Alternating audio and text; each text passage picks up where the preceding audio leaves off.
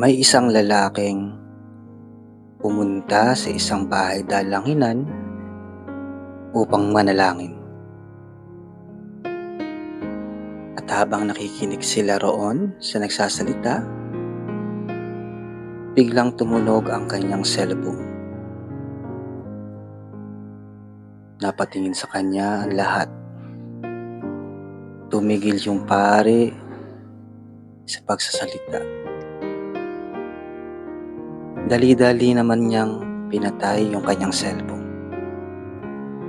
Pero nakatingin pa rin ang mga tao doon.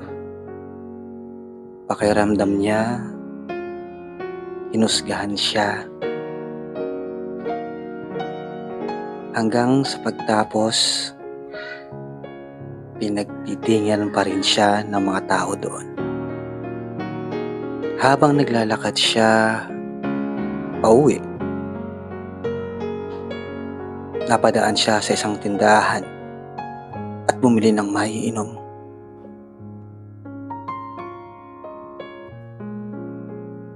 At bigla niyang nabitawan ang kanyang hawak na bote.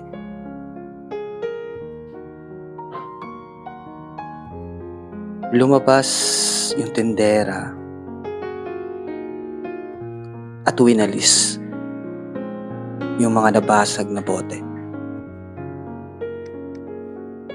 Humingi siya ng tawad doon.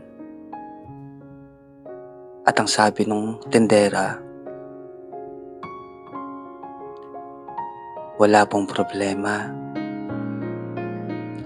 Ang lahat naman po ay nagkakamali. May isang masakit ngunit mahalagang katotohanan ay pinapakita ng kwentong ito. Hindi lahat ng taong nasa loob ng bahay dalanginan ay tunay na isinasabuhay ang mensahe ng Diyos. At hindi rin lahat ng taong nasa labas nito ay malayo sa kanyang pag-ibig. Ang taong nakatagpo ang kabutihan sa isang lugar ay maaaring dumating na sugatan, nalulungkot o naghahanap ng makakaunawa sa kanya. Marahil sa bahay dalanginan ay nakaramdam siya ng paghusga, pagtangi o kawalan ng pansin. Ngunit sa isang lugar na hindi niya inaasahan, may mga taong nakinig sa kanyang kwento, umalalay sa kanyang pangangailangan at nagbigay sa kanya ng pag-asa. Dito natin makikita na minsan ang pagmamahal ng Diyos ay dumarating sa mga paraan at pagkakataong hindi natin inaasahan. Bilang mga mananampalataya, ito ay hamon sa atin. Kung ang isang taong naghahanap ng pag-ibig, pagtanggap at pag-unawa ay mas nakakakita nito sa ibang lugar kaysa sa bahay dalanginan, marahil kailangan nating suriin ang ating sarili. Tayo ba ay naging salamin ng biyaya ng Diyos o naging dahilan upang may lumayo sa Kanya? Sa banal na kasulatan, madalas na lumapit si Jesus sa mga taong itinuturing na makasalanan, mga taong tinatakwil ng lipunan at mga pusong sugatan. Hindi niya sila unang hinuhusgahan. Una niya silang minahal. Ipinakita niya na ang puso ng Diyos ay bukas para sa lahat. Kaya kung minsan may mga taong nakakakita ng kabutihan sa isang lugar kaysa sa bahay dalanginan, hindi nito ibig sabihin na mali ang bahay dalanginan.